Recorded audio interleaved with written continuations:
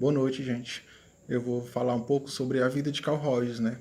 O que ele fez de mais importante, quais foram os destaques, né, durante a sua vida. Bom, Rogers, né, nasceu em Illinois, nos Estados Unidos, no dia 8 de janeiro de 1902 e faleceu na Califórnia, no dia 4 de fevereiro de 1987. Ele viveu 85 anos. Durante a sua vida, ele foi indicado a muitos prêmios, inclusive ao Prêmio Nobel da Paz, em 87. E também foi pioneiro no estudo sistemático da clínica psicológica, ou seja, ele foi um dos principais responsáveis pela implementação da psicologia no universo clínico, que antes era dominado pela psiquiatria e pela psicanálise. E também foi indicado por prêmio pela Associação Americana de Psicologia, onde foi até presidente desta associação em 58. Rogers desenvolveu a psicologia humanista, né? Também conhecida como terceira força da psicologia. Ele publicou em vida 16 livros. Desses 16 livros eu destaquei 3. Destaquei o Tornar-se Pessoa, Um Jeito de Ser, que é bem interessante esse livro. Eu já li ele e fala bastante sobre como Rogers, em palestras e workshops, explicava a sua atuação, que até então era nova, né? A ACP, Terapia Centrada no Cliente. E o terceiro livro é justamente esse, intitulado Terapia Centrada no Cliente. A nível mais pessoal, né, Rogers casou-se com uma mulher chamada Ellen Elliot, que teve 2 filhos, o David Rogers Elliot e Natalie Rogers. Em 55 ele foi contemplado com a medalha de prata Nicholas Murray Butler, da Universidade de Columbia. E de 57 a 64, Rogers voltou a lecionar na Universidade de Wisconsin, nos Estados Unidos. Rogers teve alguns filmes publicados, né, durante a sua vida e também depois de sua morte. Ele teve 12 filmes publicados, né, ao todo. E então deixou um elevado número de documentos a respeito do seu trabalho e sobre a sua vida. E desses 12 filmes destaquei 3, né? Destaquei o filme chamado O Caso Glória. O segundo filme é O Lenhador e Carl Rogers. E o terceiro é chamado Sim, Senhor. É um filme de comédia, eu acho que ele é um pouco conhecido. Ele tem um personagem chamado Jim Carrey, né? Filme de comédia que trata sobre a questão da pessoa se permitir, a pessoa ter mais permissão sobre sua própria vida, que é uma questão bem trabalhada no universo clínico da ACP. Então é isso, eu destaquei essas características, né, de Rogers, seus prêmios, sobre a sua vida pessoal. Eu destaquei isso sobre o... Olá, gente, boa noite. Falar sobre a teoria rogeriana é, de certa maneira, para a gente fácil porque nós já estudamos isso, né, no nosso curso de psicologia. Seria apenas uma recordação daquela que é a teoria de Roger, né, que é a ACP, abordagem centrada na pessoa. Vale lembrar que para chegar a essa denominação que nós temos hoje, ACP, Roger ele passou por um processo de amadurecimento muito grande da sua teoria, né? Vocês lembram que ele passa de uma nomeação de terapia não diretiva para uma terapia centrada no cliente, terapia centrada no grupo, para só então depois chegar a essa denominação que nós temos hoje, que é a abordagem centrada na pessoa.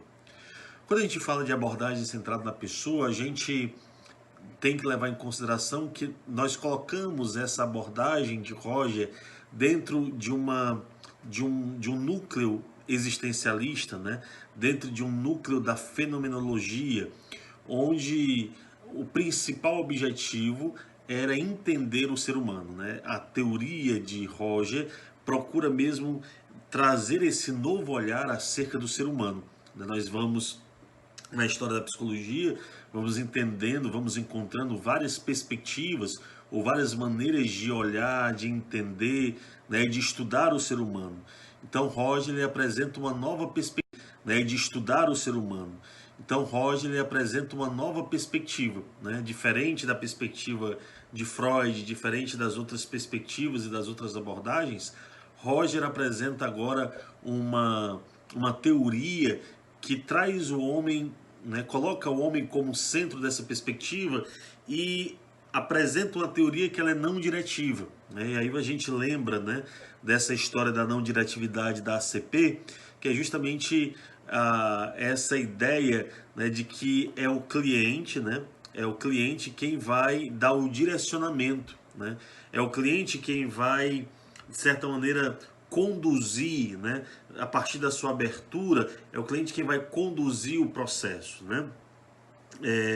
Segundo Roger, ele acredita que o indivíduo, e aí nas palavras do próprio Roger, o indivíduo tem dentro de si amplo recurso de autocompreensão para alterar seu autoconceito, suas atitudes e seu comportamento autodirigido. E aí dessa ideia da não diretividade, ou seja, não é o terapeuta quem vai dirigindo e quem vai dando ao cliente as respostas, mas é o próprio homem que vai encontrando dentro de si essas respostas aos seus questionamentos. Além dessa teoria, nós temos também um conceito muito famoso de Carl Roger, que é o conceito de tendência atualizante, né? Que é o pilar dessa teoria rogeriana, tendo em vista as suas potencialidades de ser autêntico com as suas próprias escolhas e decisões. Então, o homem, existe dentro do homem essa tendência, né, à adaptação, essa tendência a mudar, essa tendência a se atualizar. Então, nós temos dentro dessa perspectiva e desse pensamento rogeriano, aí esses conceitos que são basilares, esses conceitos que são muito importantes, né? O conceito de não diretividade, esse conceito de tendência atualizante, e aqueles que nós já ouvimos também várias vezes, né? Da aceitação positiva e incondicional. O que é isso? É o modo de aceitar o outro, né? Essa aceitação positiva, o modo de aceitar o outro de forma incondicional, né? A pessoa como ela é, sem meus juízos de valores, sem meus preconceitos como terapeuta, mas eu aceito a pessoa da maneira que ela é, né? Como ela se apresenta a mim. Essa congruência, que é essa autenticidade, né, que o terapeuta tem que ter. Eu não posso dizer que aceito, mas as minhas expressões corporais dizem o contrário. Eu tenho que ter deve haver uma congruência entre aquilo que a minha boca fala e aquilo que o meu corpo expressa, né, nesse setting terapêutico, né, nessa relação entre cliente e terapeuta. E por fim, aquela ideia mesmo né, dessa capacidade de olhar e tentar enxergar o mundo do outro, né? O mundo do outro na sua própria perspectiva, né? O mundo do outro na sua própria perspectiva, né? Olhar o mundo do outro a partir de sua própria perspectiva. Esse é o conceito de empatia, né? Que Carl Roger apresenta também dentro da sua terapia. Então, essa seria a abordagem centrada na pessoa, né? Que é o principal pensamento, né? A principal teoria elaborada por Carl Roger, tá bom? Vamos então dar continuidade ao nosso trabalho. Boa noite. Hoje vamos falar sobre a relação entre a psicologia de Rogers com a grupoterapia. Na década de 40, o psicólogo Curtis Larry e seus colaboradores descobriram o potencial dos trabalhos em grupo para a melhoria nas empresas, né? Estava tendo melhoria tanto na comunicação como nas relações interpessoais. Larry desenvolveu uma modalidade de trabalho em grupo chamada de T-Group ou grupo de treinamento.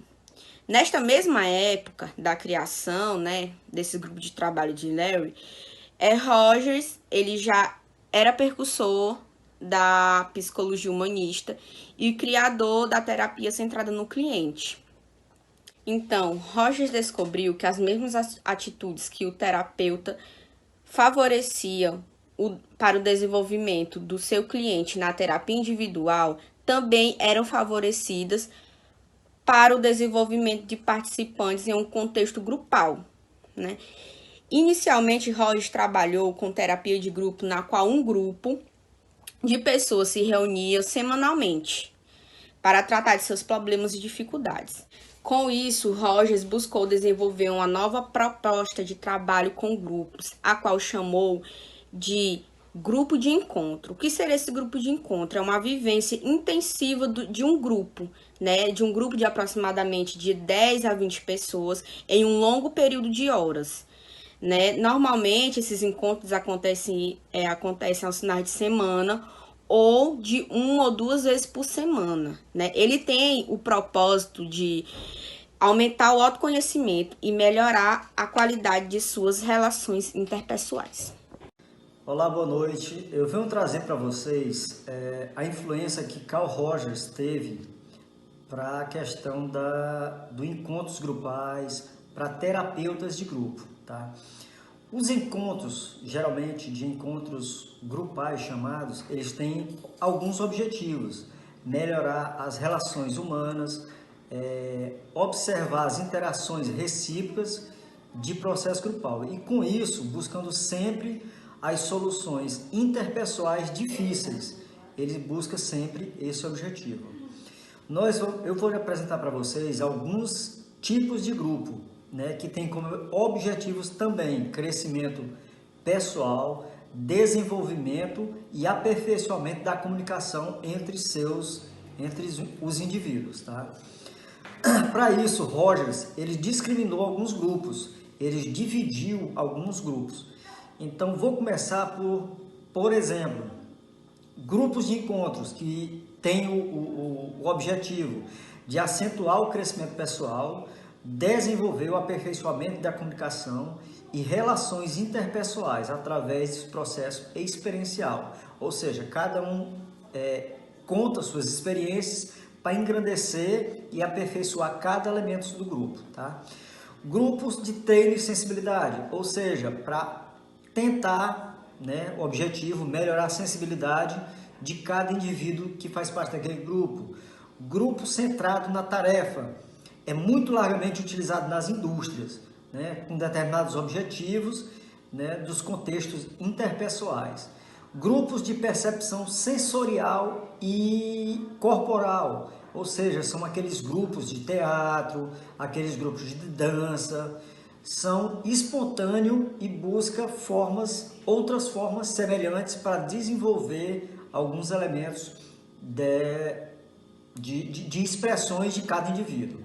Temos grupo de atividades, grupo de criatividades, que são da expressão criadora, para elementos poderem criar, tipo artes, objetivos individuais também, liberdade de expressão, para melhorar a criatividade do indivíduo. Temos também grupo de desenvolvimento das organizações, né? O principal objetivo seria capacitação, melhorar a capacitação da liderança interpessoal.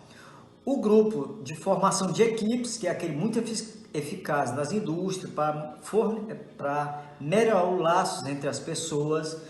O grupo gestáltico, que se baseia na terapêutica gestáltica, para desenvolver experiências centradas no indivíduo, para possibilitar um melhor diagnóstico e, consequentemente, uma melhor terapêutica. E temos também os grupos Synanon, que servem para pessoas drogadas, que são direcionados para as pessoas drogadas. Além desses, nós temos alguns grupos, tipo Alcoólicos Anônimos. Esses não precisam necessariamente de profissionais para estar no desenvolvimento. Tem pessoas que são dependentes e se destacam no meio do grupo, né? O grupo elege um líder e esse consegue desenvolver com fluidez os grupos. As características comuns entre os grupos seria grupos pequenos, de 8 até 18 pessoas. Deverá ter objetivos próprios, deverá os membros ou o líder ter bastante conhecimento das informações teóricas e principalmente facilitar os pensamentos de cada membro do grupo, né? E como conclusão eu trago o seguinte: nem todo grupo ele precisa de um profissional para desenvolvimento, porém todos os grupos seriam ideais que eles promovessem a saúde mental. Basicamente é isso. Muito obrigado.